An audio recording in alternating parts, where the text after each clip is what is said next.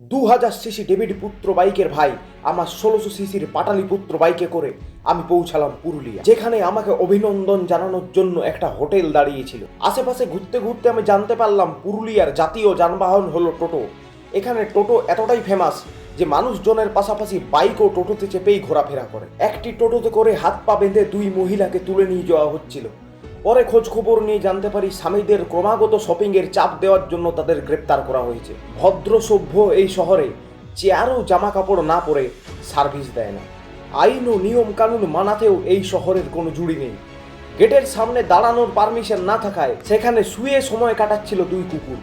দাঁড়ানোর পারমিশন নেই, কিন্তু শোবার ব্যাপারে তো কিছু বলা নেই। এটি ভারতের একমাত্র শহর যেখানে রাস্তার সাইনবোর্ড থেকেই সিএনজি পাওয়া যায়, আর সেটা বাইকে ভরার জন্য লোক লাইন দিয়ে দাঁড়িয়ে থাকে। প্রাচীন এই জেলায় এরকম অনেক পৌরাণিক বাড়ি রয়েছে যার কিছু কিছু এখন ধ্বংসপ্রায়, যার মধ্যে 1400 বছর আগে বানানো এক বাড়ি তো এখন প্রায় মাটিতেই মিশে গেছে। এগুলো ইউনেস্কো হেরিটেজ সাইট থেকে কেন রক্ষণাবেক্ষণ করা হয়নি সেটাই বুঝতে পারলাম না। একটি অদ্ভুত ধরনের গাছও এই এলাকায় এসে দেখতে পেলাম। খোঁজখবর নিয়ে জানলাম এটির বিজ্ঞানসম্মত নাম হলো টাওয়ারাস এয়ারটেলাস। পুরুলিয়ার রাস্তাঘাটেই অবাধে দেওয়া চলছিল লক্ষ্মী ভাণ্ডার, আর এই লক্ষ্মী ভাণ্ডার যাতে ঠিকঠাক করে পৌঁছে দেওয়া যায় তার জন্য এখানে খোলা হয়েছে নবান্নের অফ কাউন্টার।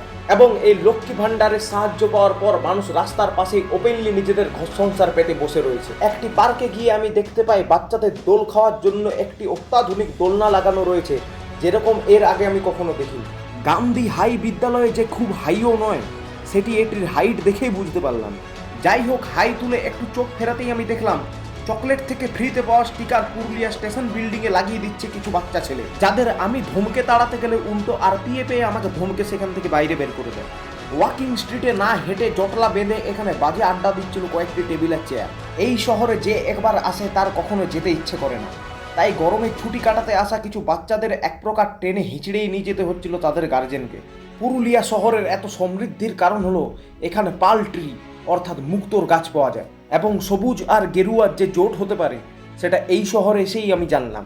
কিছু দূর এগিয়ে গিয়ে এরকম সুন্দর একটি কাপেলকে প্রেম করতে দেখে আমার মনটা খুব ভারী হয়ে যায়, যার কারণটা অবশ্য আমি বলবো না। এবং আমি ঠিক করি যে আমি বাড়ি ফিরে যাব। পশ্চিমবঙ্গে নার্সিং করাটা এতটাই ফেমাস যে রাস্তার সাইনবোর্ডও নার্সিং পাস করে এসেই তবে রাস্তার কাজে লেগেছে। এরপর একটা সেকেন্ডও আমি আর দাঁড়িয়ে না থেকে বাড়ি ফিরে যাই।